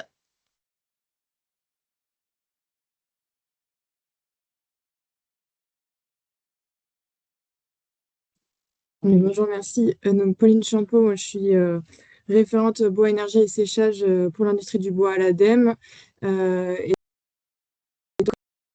En fait, dans le changement des aides qui vous ont été présentées pour les projets de taille plus importante, il y a effectivement des appels à projets dédiés. Donc, l'appel à projet BCIAT qui permet d'accompagner les projets de production de chaleur de plus de 12 000 MWh par an pour la mise en place d'une chaudière biomasse. Voilà. Il y a également une déclinaison spécifique à l'industrie du bois depuis quelques années. Donc, c'est l'appel à projet BCIB, biomasse chaleur pour l'industrie du bois, dont l'objectif est à la fois de pouvoir accompagner la mise en place de nouvelles capacités de séchage dans l'industrie du bois, donc avec des séchoirs, et en lien avec, ça peut être en lien avec de la biomasse ou une autre énergie renouvelable ou de récupération, ou d'accompagner la mise en place d'une chaudière biomasse à partir donc là de 3000 MWh par an. Ok, merci. Et pour finir, juste avant de vous donner la parole, alors c'est bon ce que j'ai pris la main. Là, Ouais, on ne voit pas encore. contrôler. Hop, c'est bon. Voilà. Donc oui, juste une petite diapo sur les ressources complémentaires, notamment Monsieur Kael vous a parlé d'un document intéressant pour voir tous les déchets bois qu'on se classe. Il y a 2 guides qui ont été faits par l'ADEME et le CBA aussi sur le classement des déchets bois dans les entreprises du bois ou des classements de déchets bois tout court. Donc c'est très intéressant, il ne faut pas hésiter à les regarder. On peut finir donc avec au moins un retour d'expérience et vos questions-réponses. On avait un retour d'expérience. Ce que Baptiste, tu crois qu'il est, il est parmi nous? Alors, je vois que Madame Pichery est connectée. Alors, je pense que c'est intéressant. Est-ce qu'ils ont mené un projet là récemment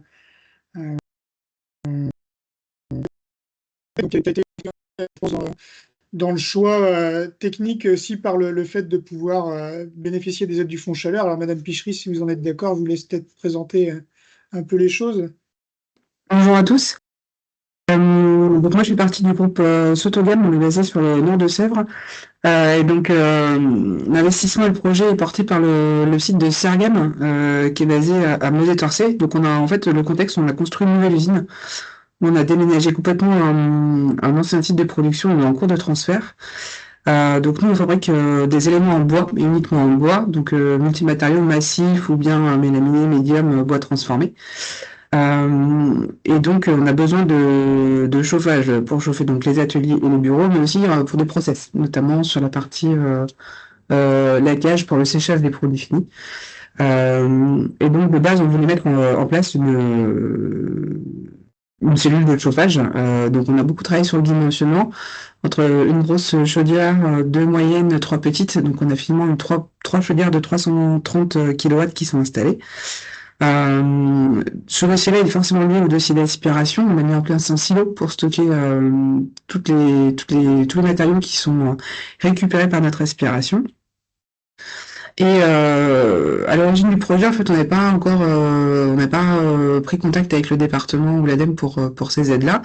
On avait un seul réseau d'aspiration principal, un seul filtre. En fait, tous les déchets venaient dans ce filtre-là et allaient dans le silo. Et en travaillant sur le suivi avec le département, en fait, on n'arrivait pas à cocher les cases avec les différentes typologies de matériaux, notamment sur la partie médium où là, en termes de combustion, on rentrait pas dans les clous. Donc, on a modifié le projet d'aspiration avec une forte plus-value sur le dossier. Pour le coup, on a installé un nouveau filtre et on sépare vraiment les matériaux, on va dire matériaux propres, neufs sur du massif qui partent dans un filtre équivalent de silo pour alimenter la chaudière. Et des matériaux où on va retrouver de la résine, de la colle et où on n'est pas que sur du massif, partent dans un autre filtre et sont évacués en benne, pour le coup, pour pas aller polluer le premier stockage de matériaux qui est utile à la combustion. En plus de ça, donc l'usine de Sargem, en fait, on l'a construite à côté du site de Sotoferme. Les usines sont à quelques dizaines de mètres l'une de l'autre. Et donc, on a fait passer un réseau d'eau chaude entre les deux sites pour pouvoir mutualiser les sources de chaleur et notamment, il y a plusieurs raisons à ça. La première, c'est que la chaudière de Sotoferme est mal dimensionnée, elle n'est pas suffisante en fait. On n'a pas assez de puissance pour alimenter et le site et les process en hiver quand il est très froid et pendant plusieurs jours. Et aussi parce que lorsqu'on est en mi-saison, enfin, typiquement en ce moment on est complètement dedans, au mois d'octobre, il fait pas chaud le matin et l'après-midi on monte sur du 20 degrés. La régulation des chaudières elle est compliquée en fait. C'est pas du tout rien, mais en fait on régule avec les ballons d'eau chaude. Sauf que sur Saut-de-Ferme, on a une chaudière de plus de 500 kW et en termes de régulation, c'est très compliqué. Donc, il y a un peu de peau qui pète dans les réseaux. Il faut qu'on arrive à distiller ça. Donc, l'idée, c'est de pouvoir mutualiser aussi et que lorsque j'ai une seule petite chaudière, par exemple de 330 kW qui va tourner en plein été, elle suffise à alimenter les deux process et qu'on optimise en fait l'efficacité de la production de chaleur. Donc le projet est pas encore terminé, hein, donc les chaudières ne sont pas démarrées sur Sargem. On a quelques soucis pour le coup pour l'amenage du bois, le transfert du silo aux chaudières qu'on est en train de résoudre. L'idée c'est d'abord de faire tourner en autonomie le site de Sargem. On a un équilibrage sur 3 chaudières à faire, donc il y a un petit peu de paramétrage et de réglage à faire.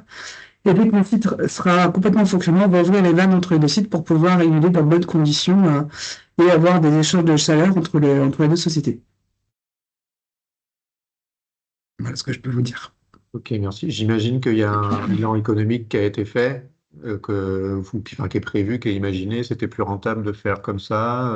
Alors, nous, on avait déjà sur le site de Sargem, on était déjà en chaudière biomasse en fait. On est dans une démarche, pas de Sargem, mais le site de Sotoferme, on est certifié ISO 50001. Et donc, en fait, on connaît très bien la valeur du chauffage et on voit très bien le prix qu'il nous coûte à l'année. Il ne coûte rien, en fait, parce que c'est que de nos déchets. Et on a fait des simulations avec les organismes qui nous accompagnent et ça nous paraissait d'une part économiquement pas viable, mais dénué de sens en fait de passer d'une chauffage biomasse, ça passait à du gaz, à de l'électrique ou autre, alors qu'on a le matériau en fait, on produit ces déchets. Donc on a double bonus. D'une part, on n'achète pas de chauffage et de deux, je ne paye pas pour la destruction des déchets. Ok, super. C'est ce qu'on veut mettre en avant. C'est ça. Peut-être pour Baptiste, tu voulais compléter, si j'ai bien compris, quand on s'était vu, ce que j'ai trouvé très bien fait aussi dans votre projet, c'est les échanges que vous avez eus avec notamment le chaudiériste, donc, qui a fait des essais donc, en termes de puissance par rapport aux déchets, qui n'est pas du bois classique qu'ils ont l'habitude de passer dans leur chaudière, donc qui a permis de bien dimensionner, et surtout les engagements qu'ils ont pris, si je me souviens bien, sur les VLE. Donc c'est bien l'installateur, le chaudiériste qui sont engagés sur les performances de l'installation et ça évite beaucoup d'écueils à la mise en service si après ça marche pas comme on l'avait dit. Beaucoup d'ouverture, on a fait des tests de combustion sur des mélanges de produits dans des labos et eux on a fait des tests de combustion sur des chaudières avec c'est pas les mêmes puissances mais avec la même forme de foyer en tout cas pour obtenir en fait le même comportement à l'intérieur des chaudières que nous on a mis en place. Et ils ont pu nous confirmer qu'en fait on serait dans les normes souhaitées et qu'il n'y aurait pas de souci là-dessus, quoi. Ok, merci pour ce retour d'expérience. Il va nous rester quelques questions, un petit temps de questions-réponses. Alors pour ceux qui souhaitent poursuivre, hein, on peut rester encore un petit peu. Pour ceux qui doivent partir, vous pourrez partir bien sûr. Voilà, écoutez, je vous laisse la parole. Parce qu'au niveau de nous, on avait une ou deux questions hein, sous le coude, si jamais que les gens avaient posées avant de venir. Mais voilà, je vous laisse la parole à ceux qui sont dans la visio.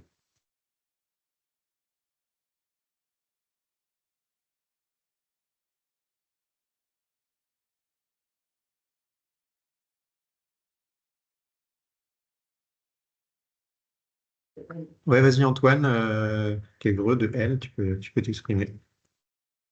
Oui, bonjour, vous m'entendez bien? Oui. Ouais, j'avais juste une question par rapport aux fiches combustion notamment. Enfin, moi j'ai le cas, on est animateur bois en Bretagne, j'ai le cas souvent de porteurs de projets qui sont des petites PME, des menuiseries, voilà, avec quelques 10, 20, 30 salariés maximum, donc des petites puissances, hein, on n'est pas ICPE. et qui souhaitent du coup revaloriser leurs déchets bois, leurs chutes de bois. Sauf que la plupart du temps, en fait, c'est pas du bois massif, hein, parce que bon, le bois massif, ça coûte quand même très cher. Donc la plupart des meubles, ils sont pas fabriqués en bois massif, ils sont fabriqués à partir de contreplaqué ou de lamellé collé pour les parquets. Et donc, il y a toujours en fait, je trouve, c'est pas clair en fait, est-ce qu'on a le droit de les utiliser en chaufferie ou pas?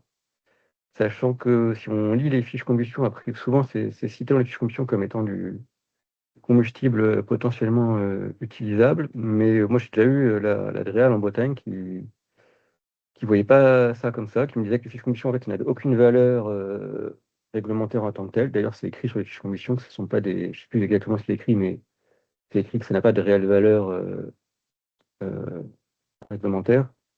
Et que à partir du moment où il fallait que le porteur de projet prouve que sa biomasse réponde à la définition de la biomasse fameux B5 là, ce qui est, ce qui est loin d'être facile, parce que la plupart des menuiseries en fait, ils savent pas très bien ce qui est produit qu'il y a dans leur bois. En général, ils n'en savent rien du tout en fait, en termes de colle ou résine qui sont utilisées. Et donc, au final, les projets sortent pas en fait, parce que les gens du coup n'osent pas se lancer avec des matières premières qu'ils ne maîtrisent pas en fait. Avec une incertitude. Effectivement, donc c'est une question importante et c'est tout à l'heure effectivement j'ai failli, on s'est dit qu'on ne coupait pas et qu'on posait les questions après, du coup je suis pas intervenu, mais dans la présentation de Monsieur Caillol de l'Adréal, le classement ICPE effectivement dont il présentait, il rentre avec une puissance entre guillemets une puissance minimum. En général c'est quoi? C'est 1 mégawatt, hein, c'est ça, Monsieur Caillol? Oui, ça va dépendre en fait du type de bois que vous allez consommer. Dès lors que vous êtes sur du bois de panneaux de particules et tout ça, on va rentrer à 0,1, donc à 100 kilowatts. 100 Donc on kg, est voilà. Donc là c'est le type de bois enfin, qui ou fait 1 rentrer mégawatt un en classement fonction. ICPE. C'est ça, là du coup c'est le type de bois. Comme on a un bois C'est qui ça. va En être fait, en fonction du type de bois, il faut faire vraiment attention. Et effectivement, par rapport à ce qui a été dit, effectivement, les fiches de combustion n'ont pas de valeur réglementaire. C'est une aide à la lecture. Euh, dans l'arrêté ministériel de 2018, voilà, c'est bien ça qui va faire référence. Et sur la qualité de la biomasse, en fait, il y a tout un paragraphe sur la qualité de la biomasse avec des teneurs maximales à respecter, avec des normes et donc et des vérifications et un plan d'échantillonnage et de mesures de vérification à faire. Effectivement, je pense que c'est lourd pour les petits projets. C'est ça, effectivement. Donc, même si on a une toute petite puissance et très peu de déchets à valoriser, mais qui sont pas propres du tout, enfin, il y a du produit de traitement dedans, ça donne pas le droit de les brûler, hein. Donc, on fait un test sur ces produits pour en avoir le carnet, hein. Ça a un coût auprès d'un laboratoire. Et puis derrière, si effectivement, hein, c'est un bois qui est traité avec des taux d'azote, de chlore et de tout ce qu'il y a à vérifier qui dépasse les seuils réglementaires, tout de suite ça classe la chaufferie potentielle dans une barre. On va vouloir la vérifier du coup, on va vouloir la contrôler potentiellement. Et puis du coup, ça vous astreint de toute façon, dans tous les cas, à une atteinte de résultats, donc les VLE, que vous soyez contrôlé ou pas par l'administration, vous devez d'avoir une valeur, des valeurs limites d'émission. Les VLE, c'est valeurs limites d'émission pour chacun des critères qui soient dans les seuils. Par exemple, pour le bois SSD, il y a quand on veut faire passer ces bois déchets d'emballage dans la catégorie de bois admis propre en bois sorti de statut de déchet, et ben, il y a une grille, hein, pour chacun des critères de couleur, d'azote et autres. On va devoir être en dessous des seuils. Et là, si on est en dessous des seuils, on peut prétendre à cette sortie de statut de déchet. Et c'est pareil pour tous les autres. Est-ce qu'on a d'autres questions?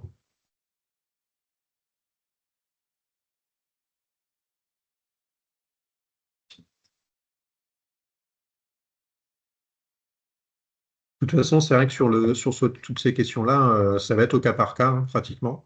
Donc, il faut se poser la question au cas projet par projet, en se faisant accompagner. Baptiste, ouais, vas-y.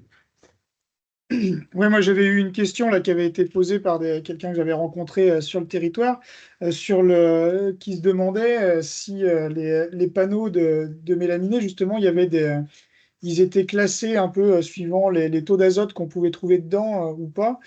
Et si on pouvait trouver cette information sur sur les composants qu'il y avait réellement dans ces panneaux. Et après, la question, ça revient là, un peu aux discussions de maintenant sur les chaudières de petite moyenne puissance, quoi, de l'ordre de 500 kW. Il y a des chaudiéristes qui parlent de technologies qui permettent d'émettre peu de NOx, mais par contre, personne qui s'engage réellement sur les résultats quand une fois que c'est mis en fonctionnement. Donc, comment faire? Est-ce qu'il y a une réponse pour ces petites installations? J'ai envie de dire, c'est la suite de ce qu'on vient de dire, sauf qu'en fait, effectivement, en plus de ce qu'on va mettre en place avec la bonne chaudière adaptée au bois qu'on a remarqué, où il y avait beaucoup d'azote ou beaucoup de ceci et beaucoup de cela, derrière, il faut que ça marche aussi. Donc là, nous, on fait régulièrement des formations avec le CRER à la conduite des chaufferies bois, et on se rend bien compte, en fait, qu'entre la théorie et la pratique, il y a, un écart. Et du coup, pour qu'une chaudière bois elle donne vraiment des bonnes valeurs d'émission, même avec du bois propre, il faut bien l'entretenir, il faut que la combustion soit bien faite, que le bois soit pas trop humide, soit pas trop. Et du coup, c'est des résultats qu'on veut en fait, hein. On ne veut pas juste se donner les moyens avec les systèmes, il faut vérifier derrière, une fois de temps en temps, qu'on a les bons résultats et qu'on a la bonne combustion, quoi. Donc c'est vrai que le chaudiériste ne peut pas garantir parce qu'il ne sait pas exactement tout le temps qu'est-ce qu'il y aura comme bois. De la même manière, je ne sais plus si on l'a dit à M. Cailleul, mais sur les types de bois, régulièrement, il va falloir refaire un test sur le bois. C'est-à-dire qu'il y a une périodicité. Effectivement, il y a un plan régulier de revenir dessus. Attention à la qualité du bois, parce que la qualité du bois, effectivement, c'est la performance de la chaudière. Donc, par rapport à la chaleur qui vous intéresse en tant que consommateur de chaleur, derrière, il y a les émissions atmosphériques. Les émissions atmosphériques, elles peuvent avoir des impacts, et des impacts significatifs. Nous, on a des exemples d'émissions de dioxyne furane dans l'environnement, dans des environnements maraîchers. Donc, c'est de la contamination directe de systèmes culturaux aux alentours, si on brûle des bois de mauvaise qualité, entre guillemets, de mauvaise qualité. Donc, attention. Donc effectivement, il y a des systèmes qui existent. Forcément, dès qu'on rajoute un système un peu technique comme ça sur une chaudière de dénox ou de filtration plus performante, on va augmenter un peu le prix de la chaudière. Cependant, si on a besoin de chaleur, vu le prix du gaz, vu le prix d'autres matières premières, c'est voilà, même si on dépense un peu sur la technique, ça vaut le coup économiquement quand même, quoi. Ouais, Sébastien du CRER, vas-y. Oui, donc par rapport aux problématiques de dioxine, etc., là on parle surtout de la partie dimensionnement des installations, puisque de mémoire, tout ce qui est dioxine furane se fait quand la chaudière fonctionne plutôt à faible charge. Donc attention à bien dimensionner les installations par rapport aux besoins thermiques à couvrir, ça c'est indispensable. Et par rapport à la qualité des bois, j'avais accompagné il y a quelques années un industriel dans le nord des Deux-Sèvres. On était sur du bois massif, mais on était sur des bois d'origine exotique et qui étaient prépondérants dans leur process de fabrication. Donc on avait fait faire des analyses des sur et copeaux de ce produit-là. Et malheureusement, on était ressorti avec un produit qui est de base très, très fortement chargé en soufre. Et donc on avait envoyé ces analyses-là aux chaudiéristes, aux chaudiéristes avec un S. Et au final, on n'a aucun chaudiériste qui a accepté de prendre le risque de brûler ce produit.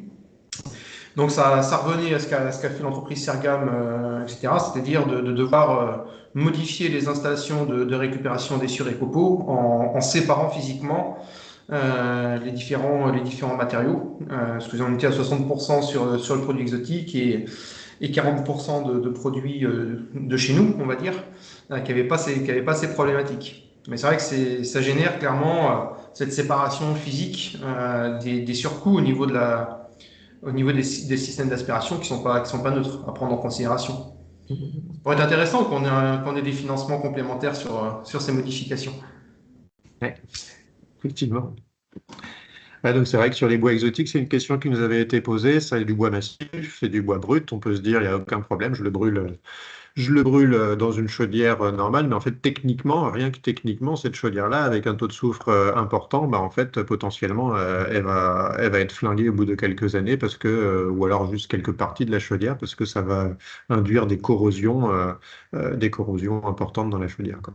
Donc, techniquement, il y a les deux. Là, effectivement, ça posait problématique chaudière, problème de VLE, et puis il y avait une autre problématique que j'ai pas évoquée, c'était effectivement le taux de silice, et qui provoque des problématiques de production de mâche fer dans les cendres. Donc là, c'est une utilisation de la chaudière qui peut régulièrement bloquer parce que trop de mâche fer, ça bloque les plans de grille et du coup, on a une chaudière qui s'arrête au bout d'un moment, quoi, et qui s'abîme aussi. Exactement. C'est vrai que le surdimensionnement, c'est un sujet important dans les chaufferies bois. On peut se dire, hein, quand on n'est pas habitué, par exemple dans une entreprise, vous pouvez vous dire, bon, bah, comme vous avez eu le cas d'ailleurs là, dans le doute, pour pas être embêté, j'en mets une plus grosse, je mets une chaudière plus grosse, et puis comme ça, je pourrais augmenter. Mais le problème avec la chaudière bois, c'est pas comme les autres chaudières. Il faut qu'elle soit à peu près adaptée aux besoins, parce que si c'est surdimensionné, elle va être en sous-régime tout le temps, et la combustion du bois va être mauvaise. Donc effectivement, c'est un des aléas les plus courants. Faut qu'elle soit dimensionnée au plus proche des besoins. On ne peut pas trop se permettre de la surdimensionner. Si je puis me permettre, effectivement, le surdimensionnement était une très mauvaise idée. Par contre, mettre en place des volumes d'hydroaccumulation, peut-être une solution technique très intéressante pour gérer justement les débuts et fins de saison de chauffe, où les chaudières peuvent être en situation de surdimensionnement, même si elles ont été bien dimensionnées au départ, mais il fait plus chaud en début et en fin de saison. Et la solution d'hydroaccumulation, elle permet aussi, quand la température extérieure chute, d'apporter des niveaux de puissance supplémentaires, de pallier à des appels de puissance liés au redémarrage du chauffage dans les bâtiments. Donc effectivement, il y a nécessité de dimensionner convenablement la production et le stockage d'énergie sous forme d'hydroaccumulation, justement en fonction des besoins et de l'intermittence de ces besoins. Et du coup, les aides financières dont on vous parlait tout à l'heure, elles financent tous ces systèmes complémentaires, le ballon d'hydroaccumulation, tout ça. Et c'est pas parce que vous mettrez une chaudière plus grosse qui coûte plus cher que vous aurez plus d'aides, parce que vous êtes financé au mégawattheure produit. Donc, est-ce qu'on a d'autres questions?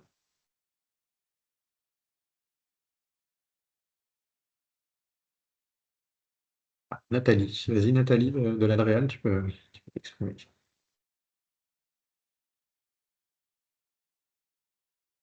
Le micro est peut-être coupé. Oui, bonjour, excusez, j'avais un problème de Bonjour. micro. Ça C'était marche. juste comme on était sur les sujets tout à l'heure, et comme Julien dit, il a bien parlé, jugé pour des petites installations. Alors ça coupe, Nathalie, ça coupe toutes les secondes. On entend un mot sur deux. Bon, je mets ça dans le chat alors. Oui. Une autre question, en attendant que Nathalie écrive sa question dans le chat, peut-être.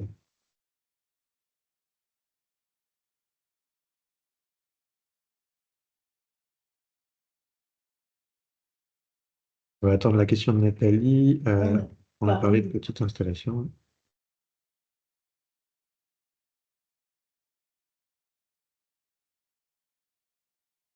Si c'est juste cette question-là, oui, on a parlé des petites installations. Alors effectivement, les petites puissances, on disait, à partir du moment où on a du bois sale, même si du bois sale entre guillemets, même si c'est des petites puissances. Alors justement,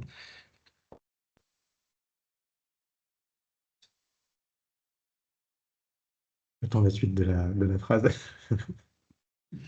Donc, je ne sais pas, elle va peut-être parler notamment de ceux qui sont obligés RAID. Cette puissance 7,5, pour l'instant, on est dans ce sujet-là. RAID 2, RAID 3, des installations de combustion bois, elles sont soumises à une réglementation européenne où on doit exprimer d'où vient le bois, qu'est-ce que c'est les bois qu'on utilise, notamment en bois forestier, bocager, tout ça. On doit exprimer d'où ça vient. Mais c'est aussi valable pour les déchets. Et d'ailleurs, j'en ai pas beaucoup, moi, j'ai pas eu beaucoup à aller sur ce sujet-là, mais c'est assez complexe quand même ce que doivent respecter les entreprises pour valoriser ça dans RED. Mais là, on est sur des chaufferies de plus de 7,5 MW.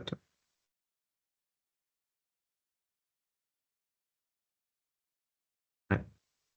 Donc effectivement, c'est un complément qui est important. Si vous avez un projet d'une grosse chaufferie bois, donc 7,5 MW, on commence à être sur des belles chaufferies bois, hein, là tout de suite, vous allez être obligé de rentrer dans un dispositif de RED. Hein, là, on est sur RED 3 en ce moment, c'est une directive européenne. Et donc, Nathalie Bourget-Ladréal vous a mis, elle peut être une référente sur ce dossier-là, vous a mis un lien pour comprendre de quoi il s'agit, puisque vous avez effectivement des contraintes supplémentaires pour prouver d'où vient cette matière, qu'est-ce qu'elle est. Voilà.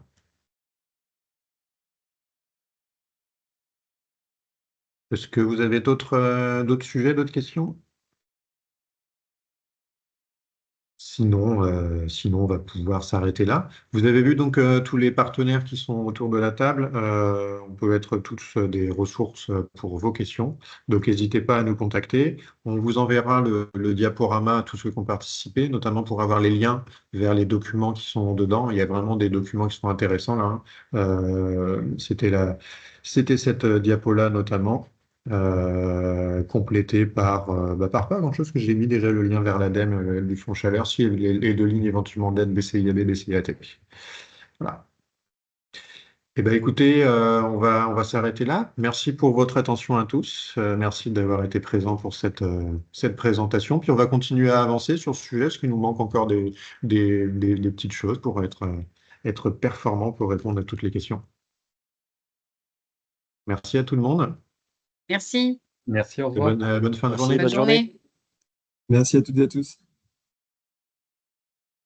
Merci.